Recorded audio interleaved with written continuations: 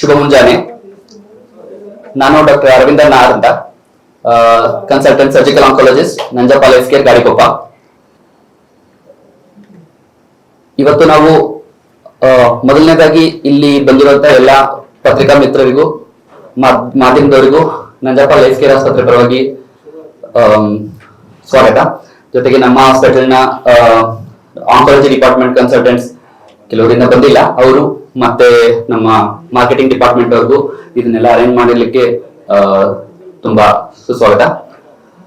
ನಂತರ ಬಂದು ಮೊದಲನೇದಾಗಿ ನಮ್ಮ ನಂಜಪ್ಪ ಲೈಫ್ ಕೇರ್ ಹಾಸ್ಪಿಟಲ್ ಬಗ್ಗೆ ಹೇಳೋದಾದ್ರೆ, ನಿಮ್ಗೆಲ್ಲ ಆಲ್ರೆಡಿ ಗೊತ್ತಿರೋ ತರ 40 ವರ್ಷಗಳಿಂದ ಈ ಭಾಗದ ಮೊದಲನೇ ಹಾಸ್ಪಿಟಲ್ ಸ್ಟಾರ್ಟ್ ಆಗಿ ಕುವೆಂಪು ರಸ್ತೆಯಲ್ಲಿರೋ ನಂಜಪ್ಪ ಹಾಸ್ಪಿಟಲ್ ಸ್ಟಾರ್ಟ್ ಆಗಿ 40 ವರ್ಷ ಆಗಿದೆ. ಈ ಭಾಗ ಮಲೆನಾಡು ಅಥವಾ ಮಧ್ಯ ಕರ್ನಾಟಕದಲ್ಲಿ ಅತ್ಯುನ್ನತ ಸೇವೆನ ಸಲ್ಲಿಸ್ತಾ ಇದೀವಿ. ಅದ್ರ ಜೊತೆಗೆ ಕಳೆದ 15ರಿಂದ 20 ವರ್ಷದಿಂದ ನಂಜಪ್ಪ ಲೈಫ್ ಕೇರ್ ಗಾಡಿಕೊಪ್ಪದಲ್ಲಿ ಕಾರ್ಡಿಯಾಲಜಿ ಮತ್ತೆ ಸೂಪರ್ ಸ್ಪೆಷಾಲಿಟಿ ಸೇವೆಗಳು, ಆಂಕಾಲಜಿ ಕಳೆದ 6 ವರ್ಷದಿಂದ ಸೇವೆ ಸಲ್ಲಿಸ್ತಾ ಇದೆ.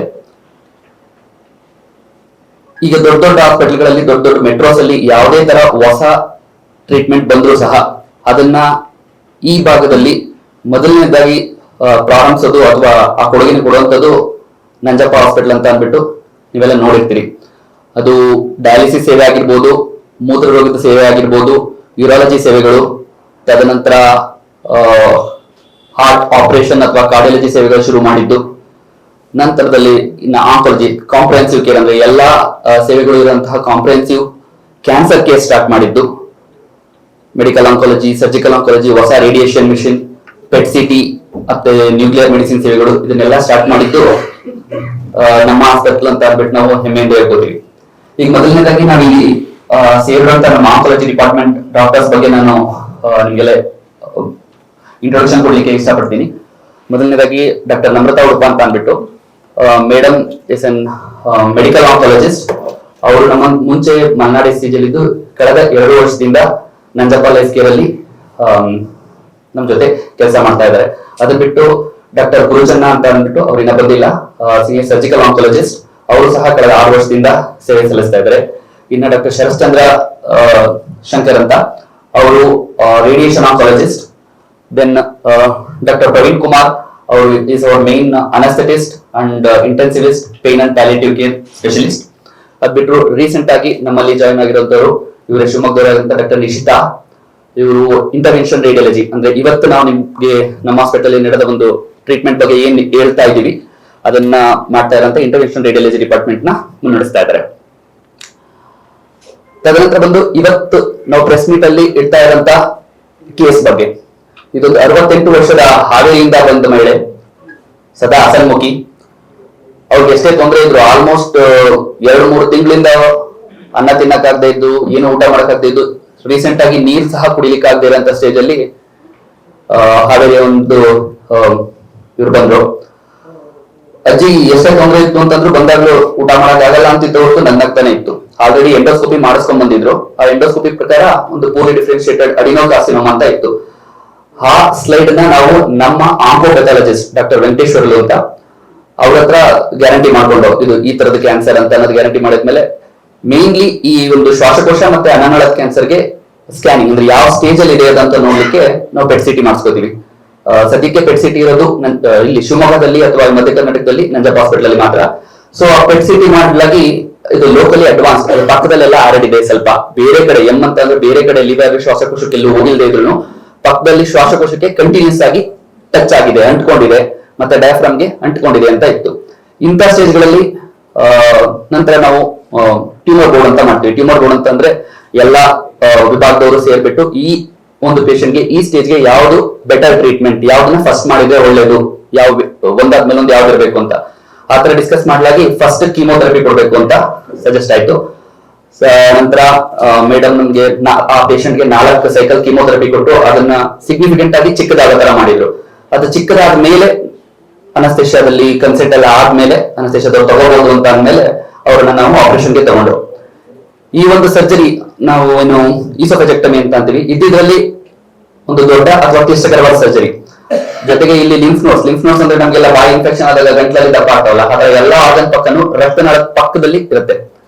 ಆ ಲಿಂಫ್ ನೋಡ್ ಎಲ್ಲಾನು ತೆಗಿಬೇಕಾಗುತ್ತೆ. ಸೊ ಅದು ಮೊದಲು ಹೊಟ್ಟೆನ ಓಪನ್ ಮಾಡಿ ಅಲ್ಲಿದ್ದ ಲಿಂಫ್ ನೋಟ್ಸ್ ಎಲ್ಲ ತೆಗೆದು ಎಲ್ಲಿವರೆಗ ಕ್ಯಾನ್ಸರ್ ಇತ್ತು ಅದಕ್ಕಿಂತ ಅರೌಂಡ್ 3 to 5 ಸೆಂಟಿಮೀಟರ್ ಎಕ್ಸ್ಟ್ರಾ ತೆಗೆದು ಹೊಟ್ಟೆನ ಟ್ಯೂಬ್ ತರ ಮಾಡಿ ಬಿಡಲಾಯ್ತು. ಅಲ್ಲಿ ಡಯಾಫ್ರಾಮ್ಗೆ ಏನೇನು ಇಟ್ಕೊಂಡಿತ್ತು ಅದನ್ನ ತೆಗೆದು ಅದ್ರ ಜೊತೆಗೆ ಕೆಲವು ಭಾಗದಲ್ಲಿ ಅದು ಶ್ವಾಸಕೋಶಕ್ಕೆ ಅಂಟಿತ್ತು. ಸೊ ಅಷ್ಟು ಶ್ವಾಸಕೋಶನ ತೆಗಿಲಾಯ್ತು. ತೆಗೆದು ಮತ್ತೆ ಶ್ವಾಸಕೋಶನ ಓಪನ್ ಮಾಡಿ ಎದೆ ಭಾಗನ ಓಪನ್ ಮಾಡಿ ಅಲ್ಲಿ ಎರಡನ್ನು ಉಳಿದಿದ್ ಮೇಲ್ಗಡೆ ಭಾಗ ಶ್ವಾಸಕೋಶ ಮತ್ತೆ ಹೊಟ್ಟೆನ ಹೊಲ್ದಿದ್ದು. ಈಗ ನಾವೇನ್ ಇಲ್ಲಿ ರಕ್ತನಾಳದ ಸುತ್ತ ಡಿಸೆಕ್ಟ್ ಅಥವಾ ಎಲ್ಲಾನು ಡಿವೈಡ್ ಮಾಡಿ ಲಿಂಫ್ ನೋಟ್ಸ್ ತೆಗಿತೀವಿ.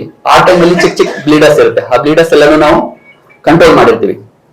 ತದನಂತರ ಇಷ್ಟು ದೊಡ್ಡ ಸರ್ಜರಿ ಆದ್ಮೇಲೆ ಕಾಲಲ್ಲಿ ಅಥವಾ ಶ್ವಾಸಕೋಶದಲ್ಲಿ ರಕ್ತ ಹೆಪ್ಪುಗಟ್ಟದೆ ಇರ್ಲಿ ಅಂತ ಅನ್ಬಿಟ್ಟು ಕೆಲವು ರಕ್ತ ತೆಳುವಾಗಂತ ಇಂಜೆಕ್ಷನ್ ಮತ್ತೆ ಮಾತ್ರೆನ ಹಾಕ್ತಿವಿ. ಕ್ಲೆಕ್ಸೆನ್ ಅಂತ ಇಂಜೆಕ್ಷನ್ ಹಾಕ್ತಿವಿ. ಮತ್ತೆ ಮನೆಗೆ ಹೋದ್ಮೇಲೆ ಕೂಡ ಕೆಲವು ಮಾತ್ರೆನ ಹಾಕಿರ್ತೀವಿ, ರಕ್ತ ತೆಳುವಾಗ್ಲಿ, ರಕ್ತ ಎಲ್ಲೂ ಹೆಪ್ಪುಗಟ್ಟದೆ ಇರ್ಲಿ ಅಂತ.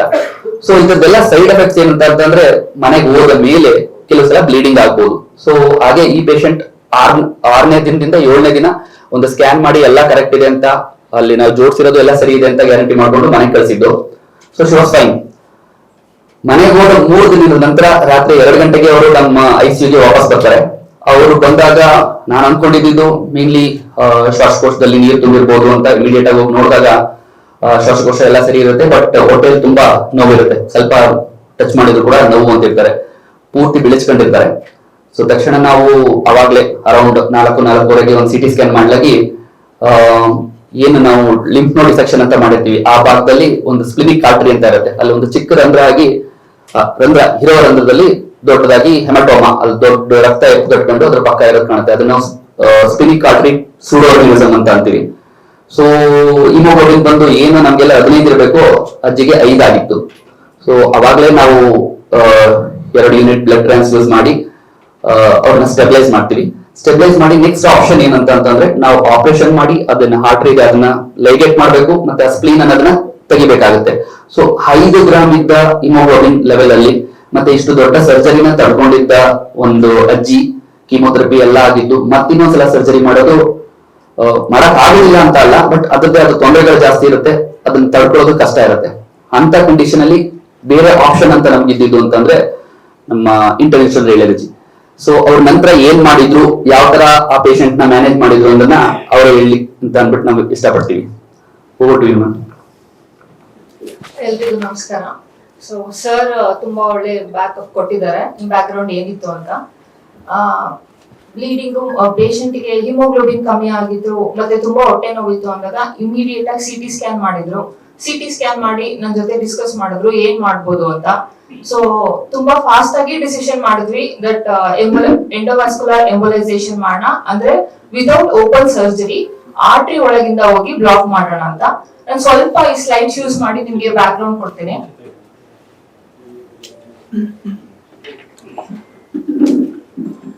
ಸೊ ಇದು ಸ್ಪ್ಲೀನ್, ಈ ಕಡೆ ಆರ್ಗನ್ ಹೆಸರು ಸ್ಪ್ಲೀನ್. ಒನ್ ಆಫ್ ದ ನಮ್ಗೆ ಅಡ್ವಾಂಟೇಜ್ ಏನಂದ್ರೆ ಈ ಬ್ಲೀಡಿಂಗ್ ಸ್ಪ್ಲೀನ್ ಅಲ್ಲಿ ಆಗಿರೋದು, ಈ ಸ್ಪ್ಲೀನ್ ಗೆ ಇದು ಒಂದೇ ರಕ್ತನಾಳ ಅಲ್ಲದೆ ಬೇರೆ ಬೇರೆ ಕಡೆಯಿಂದನೂ ಬ್ಲಡ್ ಸಪ್ಲೈ ಬರುತ್ತೆ. ಸೊ ನಾವು ಈ ರಕ್ತನಾಳನ ಬ್ಲಾಕ್ ಮಾಡಕ್ಕೆ we have an option. So ಈ ಪೇಷಂಟ್ ಗೆ ಇದೇ ತರ ಏನ್ ನಾವು ನಿಮ್ಗೆ ಬಲೂನ್ ತರ ಕಾಣ್ತಿದೆ ಆ ತರ ಸೂಡೋ ಅನ್ಯೂರಿಸಮ್ ಅಂತ ಡೆವಲಪ್ ಆಗಿದೆ. ನೆಕ್ಸ್ಟ್, ಆ ಸೂಡೋ ಅನ್ಯೂರಿಸಮ್ ಈ ತರ ರಪ್ಚರ್ ಆಗಿ ಪೇಷಂಟ್ ಅಬ್ಡಮನ್ ಒಳಗಡೆ ಎಲ್ಲ ಫುಲ್ ಬ್ಲೀಡಿಂಗ್ ಆಗಿ ಅದಕ್ಕೋಸ್ಕರ ಹಿಮೋಗ್ಲೋಬಿನ್ ಅಷ್ಟೊಂದು ಡ್ರಾಪ್ ಆಗಿತ್ತು. ಸೊ ಈಗ ಇದಕ್ಕೆ ಸರ್ ಸಜೆಸ್ಟ್ ಮಾಡೋ ತರ ಸರ್ಜರಿ ಹೋಗ್ಬೋದಿತ್ತು. That itself is a major surgery. Patient ಈಗ ತಾನೇ ಒಂದು ಮೇಜರ್ ಸರ್ಜರಿಯಿಂದ ಬಂದಿದ್ದಾರೆ, ಹಿಮೋಗ್ಲೋಬಿನ್ 5 ಇದೆ, ಇನ್ನೊಂದ್ಸತಿ ಓಪನ್ ಸರ್ಜರಿಗೆ ಹೋಗೋದು ಪೇಷಂಟ್ ಗೆ ಬಹಳ ರಿಸ್ಕಿ ಇತ್ತು. So we went ahead with this option. Next, ಇದು ನಮ್ ಬ್ಯಾಕ್ ಇದು ನಮ್ ಪೇಷಂಟ್ ಇನ್ CT. ಅಲ್ಲಿ ವೈಟ್ ಕಲರ್ ಏನ್ ಕಾಣ್ತಾ ಇದೆ ಮತ್ತೆ ಇಲ್ಲಿ ಈ ಕಡೆ ವೈಟ್ ಕಲರ್ ಏನಿದೆ ಅದೇ ಅನ್ಯೂರಿಸಮ್. ಅದು ಉದ್ಬಿಟ್ಟು ಈ ಕಡೆ ಬ್ಲಡ್ ಅಬ್ಡಮನ್ ಫುಲ್ ಬ್ಲಡ್ ಆಗಿದೆ. ನೆಕ್ಸ್ಟ್ ಏನ್ ಮಾಡಿದ್ವಿ ಅಂದ್ರೆ ಒಂದು ಚಿಕ್ಕ ಸೂಜಿ ಪಿನ್ ಹೋಲ್ ಅಂತ, ಅದನ್ನ ನಮ್ದು ರೈಟ್ ತೊಡೆಯಲ್ಲಿ ಒಂದು ಆರ್ಟರಿ ಇರುತ್ತೆ, ಫಿಮೋರಲ್ ಆರ್ಟರಿ ಅಂತ. ಆ ಫಿಮೋರಲ್ ಆರ್ಟರಿ ಒಳಗಡೆ ಒಂದು ಸಣ್ಣ ನೀಡಲ್ ಹಾಕ್ತಿವಿ. ಅದರಿಂದ ಕೆಥೆಟರ್ಸ್ ಅಂದ್ರೆ ಪೈಪ್ಸ್ ತರ ಇರುತ್ತೆ, ಆ ಪೈಪ್ ತರನ ನ್ಯಾವಿಗೇಟ್ ಮಾಡ್ಕೊಂಡು ಈ ಆರ್ಟರಿ ಇದೆಲ್ಲ ಇದು ಪೈಪ್ ತರ ಈ ಕೆಳಗಿಂದ ತಗೊಂಡ್ ಹೋಗ್ತೀವಿ. ಇದು ಸ್ಪ್ಲೀನಿಕ್ ಆರ್ಟರಿ. ಇಲ್ಲೊಂದು ಬಲೂನ್ ತರ ಮಧ್ಯದಲ್ಲಿ ಕಾಣ್ತಿದೆಯಲ್ಲ ರೌಂಡ್ ಗೆ, ಅದೇ ಸ್ಪ್ಲೀನಿಕ್ ಅನ್ಯೂರಿಸಮ್. ಅದೇ ಬರ್ಸ್ಟ್ ಆಗಿ ಪೇಷಂಟ್ ಆಕ್ಟಿವ್ ಆಗಿ ಅದರಿಂದ ಬ್ಲೀಡ್ ಆಗ್ತಾ ಇದ್ರು. ಸೊ ನಾವು ಇದರಿಂದ ಹೋಗಿ ನೆಕ್ಸ್ಟ್ ಇದು ಕಾಯಿಲ್ಸ್. ಈಗ ನಿಮ್ಗೆ ಮಾರ್ಕ್ ಕಾಣ್ತಿದೆಲ್ಲ ಈ ತರ ರೌಂಡ್ ಅದು ಕಾಯಿಲ್ಸ್ ಅಂತ ಕರಿತೀವಿ, ನೆಸ್ಟರ್ ಕಾಯಿಲ್ಸ್. ಆ ಕಾಯಿಲ್ಸ್ ನ ಹಾಕಿ ಆ ಸ್ಪ್ಲೀನಿಕ್ ಆರ್ಟರಿ ಎಲ್ಲಿಂದ ಅದು ಬಲೂನ್ ತರ ಆಗಿ ಒಡ್ದೋಗಿ ಬ್ಲೀಡಿಂಗ್ ಆಗ್ತಿತ್ತು ಅದನ್ನ ನಾವು ಬ್ಲಾಕ್ ಮಾಡ್ತೀವಿ. ಸೊ ಸ್ಪ್ಲೀನ್ ಗೆ ಬೇರೆ ಸೈಡ್ ಇಂದ ನಾನು ಫಸ್ಟ್ ಶುರು ಮಾಡಿದಾಗಲೇ ಹೇಳಿದೆ, ಸ್ಪ್ಲೀನ್ ಗೆ ಒಂದೇ ಕಡೆಯಿಂದ ಬ್ಲಡ್ ಸಪ್ಲೈ ಇರಲ್ಲ, ಸೊ 3-4 ಕಡೆಯಿಂದ ಬ್ಲಡ್ ಸಪ್ಲೈ ಇರುತ್ತೆ. ಸೊ ಇದು ಸ್ಪ್ಲೀನಿಕ್ ಆರ್ಟರಿ, ಇದು ಮುಂದಕ್ಕೆ ಬ್ಲಡ್ ಫ್ಲೋ ಇಲ್ಲ, ಆ ಬ್ಲೀಡಿಂಗ್ ಸ್ಟಾಪ್ ಆಯ್ತು. By the night, patient pain free ಆಗಿದ್ರು, and by next day morning hemoglobin was 9 and she was ready to discharge. So ಇದು ಚಿನ್ನ one stick pinhole. There is no open surgery, no cut, nothing. And efficiently ನಾವು bleeding control ಮಾಡಕಾಯ್ತು. Patient stable ಆದ್ರು overnight. So this is the advantages of procedure where ಇಷ್ಟು ದೊಡ್ಡ ಸರ್ಜರಿನ avoid ಮಾಡಿ ಒಂದು ಚಿಕ್ಕ pinhole ಇಂದ we can save a patient's life. ನನಗೆ ಇಂಟ್ರಾಪಲಿ ತುಂಬಾ ಹೆಲ್ಪ್ಫುಲ್ ಆಗಿದ್ದು ನಮ್ಮ ಪ್ರವೀಣ್ ಸರ್. ಇಂತ ಅನ್ಸ್ಟೇಬಲ್ ಪೇಷಂಟ್ ಗೆಲ್ಲ ನಾವು ಅಲೋನ್ ಮ್ಯಾನೇಜ್ ಮಾಡ್ಲಿಕ್ಕೆ ಆಗೋದಿಲ್ಲ. ಪ್ರವೀಣ್ ಸರ್ ನಮ್ಮ ಅನಸ್ಥೆಟಿಸ್ಟ್ ಎಲ್ಲ ನಮ್ಗೆ ತುಂಬಾ ಹೆಲ್ಪ್ ಮಾಡಿದ್ರು. BP ಆನ್ ಟೇಬಲ್ ಮ್ಯಾನೇಜ್ ಮಾಡ್ಬೇಕಿತ್ತು, already haemoglobin 5, blood pressure drop ಆಗ್ತಿದೆ, ಎನಿ ಮೂಮೆಂಟ್ ಆನ್ ಟೇಬಲ್ ಏನಾದ್ರೂ ಆಗ್ಬೋದಿತ್ತು ಇದಾಗೋವರೆಗೂ. ಸೊ ನಾವು ಕೇರ್ ಫ್ರೀ ಆಗಿ ಆಪರೇಟ್ ಮಾಡ್ಬೇಕು ಅಂದ್ರೆ ಹಿ ವಿಲ್ ಬಿ ಸ್ಟ್ಯಾಂಡಿಂಗ್, ಇವರು ಪೇಷಂಟ್ ಹತ್ರ ನಿಂತ್ಕೊಂಡು he will be stabilising patient. So thank you sir for helping in the procedure. Over to Arvind sir. ಅಲ್ಲ ಲಕ್ಷಣಗಳನ್ನ ನೀವು ಒಂದು ಸ್ಪಾಟ್ ಇಂದ ಬ್ಲಾಕ್ ಮಾಡ್ತೀರಿ, ಅವಾಗ ಆ ಕಡೆಯಿಂದ ರಕ್ತ ಬರೋವಾ? This is called backdoor trapping sir. ಅಲ್ಲಲ್ಲ ಬ್ಯಾಕ್. ಸೊ ನಾವು ಬ್ಲಾಕ್ ಮಾಡೋದು ಈ ಲೆಂತ್ ಅಷ್ಟೇ ಅಲ್ಲ, ಫುಲ್ ಕ್ರಾಸ್ ಮಾಡ್ತೀವಿ. ಅನ್ಯೂರಿಸಮ್ ಲೆಂತ್ ಏನಿದೆ ಕ್ರಾಸ್ ಮಾಡಿ coiling will start from here to here. So ಇದು trapping, front and back door trapping procedure ಅಂತ ಕರಿತೀವಿ. So we trap whole length, so aneurysm won't fit. ಒಂದ್ ಕಡೆ ಆಗುತ್ತೆ ಬ್ಲಾಕ್, ಮತ್ತೆ ಆ ಕಡೆ ಇಲ್ಲ ಅಲ್ಲ ಇದೇ ಕೇಳಿ.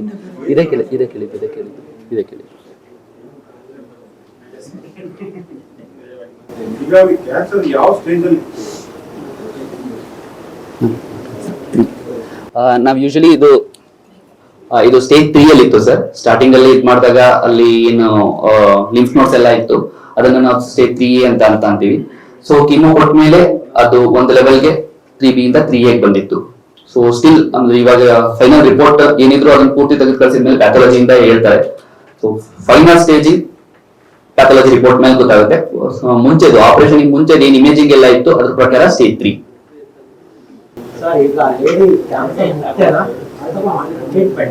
ಸರ್ ಇನ್ನ ಟ್ರೀಟ್ಮೆಂಟ್ ಇದೆ. ಅದೇ ಅದೊಂದು ವಿಷಯನ ಹೇಳಲಿಕ್ಕೆ ಇಷ್ಟಪಡ್ತೀನಿ ಸರ್. ಬೇರೆ ಕಾಯಿಲೆಗಳಿಗಿಂತ ಕ್ಯಾನ್ಸರ್ ಅಲ್ಲಿ ಒಂಥರ ಬರೀ ಒಂದೇ ಒಂದು ಟ್ರೀಟ್ಮೆಂಟ್ ಅಲ್ಲಿ ಎಲ್ಲ ಮುಗ್ದೋಯ್ತು ಅಂತ ಹೇಳಲಿಕ್ಕೆ ಆಗಲ್ಲ.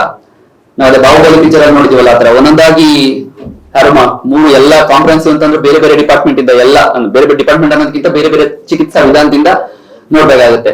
ಈಗ ಸದ್ಯಕ್ಕೆ ಕೀಮೋಥೆರಪಿ ಆಗಿದೆ, ಸರ್ಜರಿ ಆಗಿದೆ, ಲಿಂಫ್ ನೋಡ್ಸ್ ಎಲ್ಲ ಪಾಸಿಟಿವ್ ತರ ಕ್ಲಿನಿಕಲಿ ಕಾಣುತ್ತೆ, ಮತ್ತೆ ಫೈನಲ್ ರಿಪೋರ್ಟ್ ಅಲ್ಲೂ ಏನ್ ಬರುತ್ತೆ ನೋಡ್ಬೇಕಾಗುತ್ತೆ. ಮೋಸ್ಟ್ ಆಫ್ಲಿ ಇನ್ನು ಅವ್ರಿಗೆ ರೇಡಿಯೇಷನ್ ಅನ್ನ ಟ್ರೀಟ್ಮೆಂಟ್ ಅಂದ್ರೆ ವಿಕಿರಣ ಚಿಕಿತ್ಸೆ ಬೇಕಾಗುತ್ತೆ. ಅದು ಮುಗಿದ್ರೆ then we have to wait and watch.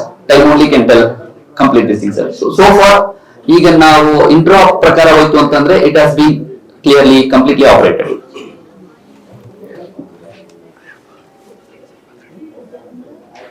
ಇವರು doctor Guruchanna is our main surgical oncologist. He is there with us from past 6 years. Yeah, regarding surgery, if you want to ask anything, you can ask him. Thank you.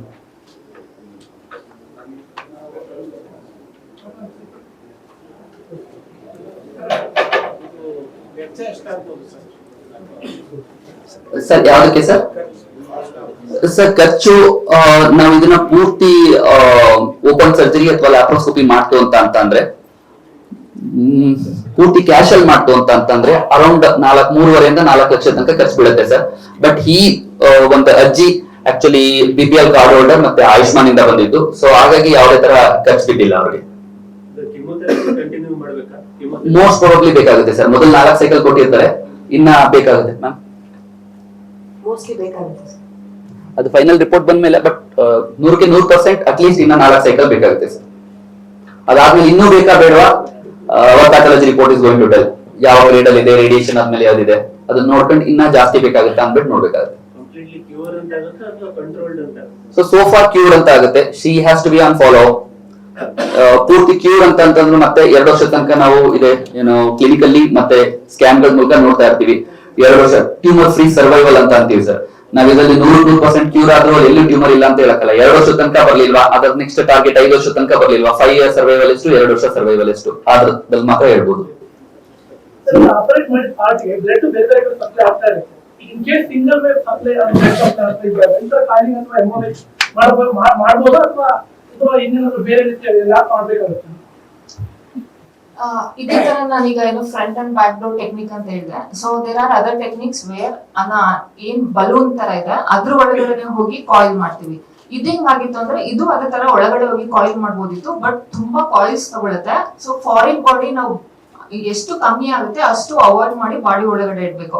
So because in this case ನಮಗೆ ಬೇರೆ vessels ಇತ್ತು ಅಂತ ಹಾಕಿದ್ವಿ, but ಬೇರೆ patient ಅಲ್ಲಿ end artery ಇದ್ದಾಗ ತುಂಬಾ coils ನ ಅನ್ಯೂರಿಸಮ್ ಒಳಗಡೆ ಹಾಕ್ತಿವಿ. ಇಲ್ಲ ಅಂದ್ರೆ ಒಂದ್ ಸ್ಟೆಂಟ್ ಅಂತ ಬರುತ್ತೆ which is covered. Stent is A covered stent. This is like just like ಯಾವ್ದಾದ್ರು ಪೈಪ್ ತರ. ಆ ಪೈಪ್ ತರ ಆ ಆರ್ಟರಿ ಒಳಗಡೆ ಹಾಕಿದ್ರೆ ಅದು ಅನ್ಯೂರಿಸಮ್ ಒಳಗಡೆ ಬ್ಲಡ್ ಫ್ಲೋ ಹೋಗಲ್ಲ. ಬಟ್ ಆ ಪೈಪ್ ತರ ಆಗೋದು ಯಾವಾಗಾದ್ರೂ ಬ್ಲಾಕ್ ಆಗ್ಬೋದು. ಸೊ ಈ ತರ ಎಲ್ಲ based on case we can do any kind of aneurysms we can block. Any type of bleeding, ಯಾವ ತರ ಬ್ಲೀಡಿಂಗ್ ಇದ್ರು, ಯಾವ ತರ ಅನ್ಯೂರಿಸಮ್ ಇದ್ರು ನಾವು ಬ್ಲಾಕ್ ಮಾಡ್ಬೋದು. ತುಂಬಾ ತರ ಟೆಕ್ನಿಕ್ಸ್ ಇದೆ, ಇದು one of the techniques. Side effect ಈ ಪೇಷಂಟ್ ಈ ಪ್ರೊಸೀಜರ್ ಇಂದ ಏನು ಸೈಡ್ ಎಫೆಕ್ಟ್ಸ್ ಇರೋದಿಲ್ಲ. ಬಟ್ ಸಮ್ ಟೈಮ್ಸ್ ಏನ್ ಆಗ್ಬೋದು ಅಂದ್ರೆ ನಾವು ಕಾಯಿಲ್ ಡಿಪ್ಲೋಯ್ ಮಾಡುವಾಗ ತುಂಬಾ ಕೇರ್ಫುಲ್, ತುಂಬಾ ಫೈನ್ ಆಗಿ ಡಿಪ್ಲೋಯ್ ಮಾಡ್ಬೇಕು. ಅದೇನಾದ್ರೂ ಬ್ಲಡ್ ಫ್ಲೋ ಫಾಸ್ಟ್ ಆಗಿ ಹೋಗ್ತಾ ಇರುತ್ತೆ, ಆ ಕಾಯಿಲ್ ಏನಾದ್ರೂ ನಾವು ಸ್ವಲ್ಪ ಸಾಫ್ಟ್ ಆಗಿ ಡಿಟ್ಯಾಚ್ ಮಾಡಕ್ ಹೋದ್ರೆ ಕಾಯಿಲ್ ಫ್ಲೋ ಆಗಿ ಮುಂದೆಗಡೆ ಹೋಗಿ ಸ್ಕ್ರೀನ್ ಒಳಗಡೆ ಹೋಗ್ಬಿಡುತ್ತೆ. ಸೊ ಈ ತರ ಎಲ್ಲ ಪ್ರೊಸೀಜರ್ ಗೆ ಸ್ವಲ್ಪ ಸ್ಕಿಲ್ಫುಲಿ ಮಾಡಿದ್ರೆ ಏನು ಅಂತ ಕಾಂಪ್ಲಿಕೇಶನ್ಸ್ ಆಗಲ್ಲ. ಇದ್ ಬಿಟ್ಟು ಬೇರೆ ಈ ಪೇಷಂಟ್ ಗೆ ಏನು ಕಾಂಪ್ಲಿಕೇಶನ್ಸ್ ಇಲ್ಲ. ಮುಂದೇನು ಈ ಟ್ರೀಟ್ಮೆಂಟ್ ಇಂದ ಏನು ಕಾಂಪ್ಲಿಕೇಶನ್ ಎಕ್ಸ್ಪೆಕ್ಟ್ ಮಾಡ್ತಿಲ್ಲ. ಸರ್, ಈಗ ಕಳೆದ 5 ವರ್ಷದಲ್ಲಿ ಈ ಶಿವಮೊಗ್ಗದಲ್ಲಿ ರೀಜನ್ ಅಲ್ಲಿ ಕ್ಯಾನ್ಸರ್ ಆಸ್ಪತ್ರೆಗಳು ಕಡಿಮೆ ಇತ್ತು. ಈಗ ತುಂಬಾ ಆಸ್ಪತ್ರೆಗಳಾದವು. ಅಂದ್ರೆ ಆಸ್ಪತ್ರೆಗಳ ಹೆಚ್ಚಾದ್ವಾ ಕ್ಯಾನ್ಸರ್ ರೋಗಿಗಳು ಹೆಚ್ಚಾಗಿದೆ? ಬರೀ 6 ವರ್ಷದಲ್ಲೇ ಕ್ಯಾನ್ಸರ್ ರೋಗಿಗಳು ಹೆಚ್ಚಾಗಿದ್ರೆ ಅಂತ ಹೇಳಕ್ಕಾಗ್ತಿಲ್ಲ ಸರ್. ಎವ್ರಿ ಇಯರ್ಲಿ ಕ್ಯಾನ್ಸರ್ ರೋಗಿಗಳು ಹೆಚ್ಚಾಗ್ತಾ ಇದ್ದಾರೆ. ಅದ್ರ ಜೊತೆಗೆ ಅದ್ರದ ಅವಶ್ಯಕತೆ ಜಾಸ್ತಿ ಇತ್ತು. ಮುಂಚೆನೂ ಕ್ಯಾನ್ಸರ್ ರೋಗಿಗಳಿದ್ರು, ಕೆಲವು ಹಾಸ್ಪಿಟಲ್ಗಳಲ್ಲಿ ತಗೋತಿದ್ರು. ಇನ್ನೆಲ್ಲರಿಗೂ ಬೇರೆ ಚಾರ್ಜ್ ಇಲ್ಲ ಅಂತ ಅಂದ್ಬಿಟ್ಟು ಇದರ ಬೆಂಗಳೂರು ಕಿದ್ವಾಗಿರ್ಬೋದು ಅಥವಾ ಮಣಿಪಾಲ್ ಇರ್ಬೋದು, ಬೇರೆ ಬೇರೆ ಕಡೆ ಹೋಗ್ತಾ ಇದ್ರು. ಈಗ ಸದ್ಯಕ್ಕೆ ಅದರ ಅವೇರ್ನೆಸ್ ಜಾಸ್ತಿ ಆಗಿ ಇಲ್ಲೇ ಟ್ರೀಟ್ಮೆಂಟ್ ತಗೊಳ್ತಾ ಇರೋರು ಕಂಪೇರಿಟಿವ್ಲಿ ಜಾಸ್ತಿ ಆಗಿದ್ರೆ. ಮುಂಚೆಯಿಂದನೂ ಇದ್ದಿದ್ದು ಮೇನ್ಲಿ 1-2 ಹಾಸ್ಪಿಟಲ್, ಇವಾಗ ಲಾಸ್ಟ್ 6 ವರ್ಷದಲ್ಲಿ ಇನ್ನ 1-2 ಸ್ಟಾರ್ಟ್ ಆಗಿರ್ಬೋದು. ಬಟ್ ಇಲ್ಲೇ ಟ್ರೀಟ್ಮೆಂಟ್ ಆಗ್ತಾ ಇರೋದು ಜಾಸ್ತಿ ಆಗ್ತಾ ಇದೆ. Actually it's a very good question. ಹಂಗ್ ನೋಡ್ಕೊಂಡ್ರೆ ನೀವು ಉತ್ತಮ ಅದೇ ಕೇಳಿದ್ ಒಳ್ಳೇದಾಯ್ತು. ಏನಕ್ಕೆ ಅಂತಂದ್ರೆ ಲಾಸ್ಟ್ 10 years ಹೋಲ್ಸ್ಕೊಂಡ್ರೆ ಅಂಡ್ ಲಾಸ್ಟ್ 5 years ಹೋಲ್ಸ್ಕೊಂಡ್ರೆ ಅಂಡ್ ನೆಕ್ಸ್ಟ್ 20 years ಹೋಲ್ಸ್ಕೊಂಡ್ರೆ India is becoming capital city for cancer. Main reason again same ನಮ್ಮ ಲೈಫ್ ಹ್ಯಾಬಿಟ್ಸ್, ತಂಬಾಕು, ಗುಟ್ಕಾ, ಎಲೆ ಅಡಿಕೆ ಇರ್ಬೋದು. ಮೇನ್ಲಿ ಗುಟ್ಕಾ ಅಂಡ್ ತಂಬಾಕು. ಈ ಕೇಸ್ ಹೇಳ್ಬೇಕು ಅಂತಂದ್ರೆ ನಿಮ್ಗೆ ಎಲ್ಲರಿಗೂ ಒಂದೇ ಒಂದು ಕ್ವಶನ್ ಕೇಳ್ತೀನಿ. ನೀವು ಎಷ್ಟು ಜನ ನಿಮ್ಮ ಮನೆಯಲ್ಲಿ ಎಲೆ ಅಡಿಕೆ, ತಂಬಾಕು, ಗುಟ್ಕಾ ಹಾಕ್ತಾರೆ? ಅದನ್ನ ಯೋಚನೆ ಮಾಡಿ ಫಸ್ಟ್. ಅಂಡ್ ಅದರಿಂದ ಎಷ್ಟು ಎಫೆಕ್ಟ್ ಅಂದ್ರೆ ಬರೀ ಒಂದು ಅನ್ನನಾಳದ ಕ್ಯಾನ್ಸರ್ ಅಲ್ಲ ಅಂತ, ಬಾಯಿಯಿಂದ ಹಿಡಿದು ಗುದದ್ವಾರದವರೆಗೂ ಎಲ್ಲಿ ಬೇಕಿರೋ ಅದು ಕ್ಯಾನ್ಸರ್ ಮಾಡ್ಬೋದು. ಅದು ಮೋಸ್ಟ್ ಇಂಪಾರ್ಟೆಂಟ್. ನೀವು ಹೇಳಿದ ಕ್ವಶನ್ ಸರ್, ಆಕ್ಚುಲಿ ಈ ವರ್ಲ್ಡ್ ನಮ್ಮ ಇಂಡಿಯಾದಲ್ಲಿ ಒಂದು ವರ್ಷಕ್ಕೆ ಮಿನಿಮಮ್ 2.4 million ಅಂದ್ರೆ ಆಲ್ಮೋಸ್ಟ್ 24 lakh ಕ್ಯಾನ್ಸರ್ ಉತ್ಪತ್ತಿ ಆಗ್ತದೆ ವರ್ಷದಲ್ಲಿ. ಸೊ ಬೇಸಿಕಲಿ ಕ್ಯಾನ್ಸರ್ ಇನ್ಸಿಡೆನ್ಸ್ ಜಾಸ್ತಿ ಆಗ್ತಿದೆ. ಅದಕ್ಕೋಸ್ಕರ ಪ್ರಾಬಬ್ಲಿ ಹಾಸ್ಪಿಟಲ್ಸ್ ಅರ್ಥ ಮಾಡ್ಕೊಂಡು ಈ ಲೋಕಲ್ ರೀಜನ್ಗೆ ಸರ್ವಿಸ್ ಕೊಡ್ಬೇಕು ಅಂತ ಹೇಳಿ cancer centres are coming. Probably government ಇದು ಅರ್ಥ ಮಾಡ್ಕೊಂಡಿದೆ ಅನ್ಸುತ್ತೆ. Next few years they may come up with another cancer centre we don't know. So ಈ ಒಂದು ಪ್ರೋಗ್ರಾಮ್ ಮೇನ್ ಉದ್ದೇಶ ನಾಟ್ ಓನ್ಲಿ ದಟ್ ನಾವು ಇದೆಲ್ಲ ಮಾಡ್ತಿದೀವಿ ಅನ್ನೋದೆಲ್ಲ, ಒಂದು ಸೋಷಿಯಲ್ ಮೆಸೇಜ್ ಕೂಡ ನಾವು ಕೊಡಬೇಕಾಗಿದೆ. ಏನಕ್ಕೆ ಅಂತಂದ್ರೆ ಅವ್ರು ಇನ್ನೊಂದು ಕ್ವಶನ್ ಕೇಳಿದ್ರು ಸರ್, ಸರ್ವೈವಲ್ ಹೆಂಗೆ, ಕ್ಯೂರ್ ಆಗುತ್ತೆ ಹೆಂಗೆ? ಇದ್ರಲ್ಲಿ ನಾವು ಇನ್ನೊಂದು ಅರ್ಥ ಮಾಡ್ಕೋಬೇಕಾಗಿರೋದು ಇದು ಏನಕ್ಕೆ ಬಂತು ಅನ್ನೋದು. ಒಂದು ಮೋಸ್ಟ್ ಕಾಮನ್ ಕಾರಣ ಏನಂತಂದ್ರೆ ಗುಟ್ಕಾ, ಎಲೆ ಅಡಿಕೆ ಅಂಡ್ ತಂಬಾಕು. ಇದ್ರ ಎಫೆಕ್ಟ್ ನಾವು ತಿಂದು ಇಲ್ಲಿಂದ ಇಲ್ಲಿವರೆಗೂ ಹೋಗಿರುತ್ತೆ. ಆ ಎಫೆಕ್ಟ್ ಎಂಟೈರ್ ಬಾಡಿ ಒಳಗಿರುತ್ತೆ. ಆ ಸೆಲ್ಸ್ ಯಾವ ಬೇಕಿರೋ ಕನ್ವರ್ಟ್ ಆಗ್ಬೋದು. ಸೊ ಅದಕ್ಕೋಸ್ಕರ ಪ್ಲೀಸ್ ಒಂದು ಸಿಂಪಲ್ ಮೆಸೇಜ್ ಅಂತಂದ್ರೆ ನಿಮ್ಮ ಮನೆಯಲ್ಲಿ ಯಾರಾದ್ರೂ ಗುಟ್ಕಾ, ಎಲೆ ಅಡಿಕೆ ಅಂಡ್ ತುಂಬಾ ವರ್ಷದಿಂದ ತಂಬಾಕು ಹಾಕ್ತಿದಾರೆ ಅಂತಂದ್ರೆ ದಯವಿಟ್ಟು ಅದನ್ನ ಸ್ಟಾಪ್ ಮಾಡಿ. ಅಂಡ್ ನಿಮ್ಮ ಅಟ್ಲೀಸ್ಟ್ ಫ್ಯಾಮಿಲಿ ಫಿಸಿಷಿಯನ್ ಹೋಗಿ ಫ್ಯಾಮಿಲಿ ಡಾಕ್ಟರ್ ತೋರಿಸ್ಕೊಂಡು ಚೆಕ್ಅಪ್ ಮಾಡಿಸ್ಕೊಂಡು ಉತ್ತಮ. Thank you. ಅದು ಕರೆಕ್ಟ್ ಸರ್. ಆಕ್ಚುಲಿ ನೀವು ಹೇಳಿದ ನಿಜನೇ. Again same thing. ಇದಕ್ಕೆ ನಾವು ರ್ಯಾಂಡಮ್ ಥಿಯರಿ ಅಂತ ಹೇಳ್ತೀವಿ. ರ್ಯಾಂಡಮ್ ಥಿಯರಿ, ಸಪೋಸ್ ನೀವು ಜಾತ್ರೆಯಲ್ಲಿ ನಿಂತಿರ್ತೀರ, ಎಲ್ಲಿಂದ ಒಂದು ಮೇಲಿನಿಂದ ದೇವರು ಒಂದು ಪೂಜಾರಿ ಒಂದು ಹೂ ಹಚ್ತಾರೆ, ಹಣ್ಣು ಹಚ್ತಾರೆ, ಯಾರು ಸಿಗುತ್ತೆ ಹೂವದು? 1,000 ಜನರಲ್ಲಿ ಯಾರು ಬೇಕಾದ್ರೂ ಸೇರ್ಬೋದು, ರ್ಯಾಂಡಮ್ ಥಿಯರಿ ಅಂತ ಹೇಳ್ತೀವಿ. ಬಟ್ ನಮ್ಮ ಒಂದು ಸೈಂಟಿಫಿಕ್ ಪ್ರಕಾರ ಗೊತ್ತಿರೋ ಕಾರಣಗಳಲ್ಲಿ 70 to 80% ಕಾರಣ ಇದು. ಇನ್ 20% ನಮ್ಮ ಲೈಫ್ ಸ್ಟೈಲು, ನಮ್ಮ ಒಂದು ಊಟ ಮಾಡುವ ಊಟದಲ್ಲಿ ಯಾವ್ಯಾವ ಕೆಮಿಕಲ್ಸ್ ಇರ್ತದೆ, ಒಬೆಸಿಟಿ, ಮತ್ತೆ ಕೆಲವೊಬ್ರಿಗೆ ಗ್ಯಾಸ್ಟ್ರಿಕ್ ಆಗ್ತಾ ಇರುತ್ತೆ. ಈ ಗ್ಯಾಸ್ಟ್ರಿಕ್ ಆದ್ರೆ ರಿಫ್ಲೆಕ್ಸ್ ಆಗಿ ಅಲ್ಲಿ ಬರ್ತದೆ. ಸೊ ಇದು ಒನ್ ಆಫ್ ದಿ ಮೇಜರ್ ಕಾರಣ ಅಂತ ಹೇಳ್ತೀವಿ ಅಷ್ಟೇ. ನಂಜಪ್ಪ ಸಂಸ್ಥೆ ಮತ್ತು ನಂಜಪ್ಪ ಹಾಸ್ಪಿಟಲ್ ಪರವಾಗಿ ಇಲ್ಲಿ ನಮ್ಗೆ ಒಂದು ಅವಕಾಶ ಕೊಟ್ಟು ಬಂದಿರುವಂತಹ ಎಲ್ಲ ಪತ್ರಿಕಾ ಮಿತ್ರರಿಗೂ ಮತ್ತೆ ಮಾಧ್ಯಮದವರಿಗೆ ನಮ್ಮ ಧನ್ಯವಾದಗಳು. ಇಲ್ಲಿ ಬಂದಿರೋ ಎಲ್ಲ ಕನ್ಸಲ್ಟೆಂಟ್ಸ್ಗೂ ಧನ್ಯವಾದಗಳು. Thank you.